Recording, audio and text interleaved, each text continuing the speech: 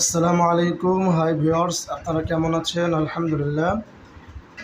আজকে একটি রোগী দেখলাম 1/6/25, রোজা, বয়স 14, পায়ের তলায় কড়া।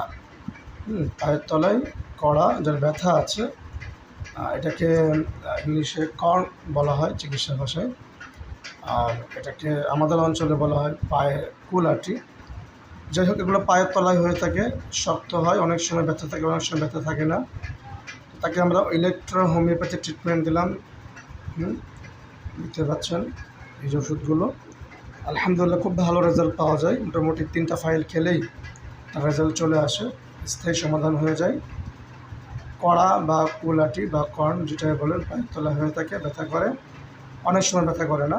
তো আপনাদের এই ধরনের সমস্যা থাকলে যোগাযোগ করতে পারেন, খুব সুন্দর রেজাল্ট আসবে মাত্র 3 ফাইলে।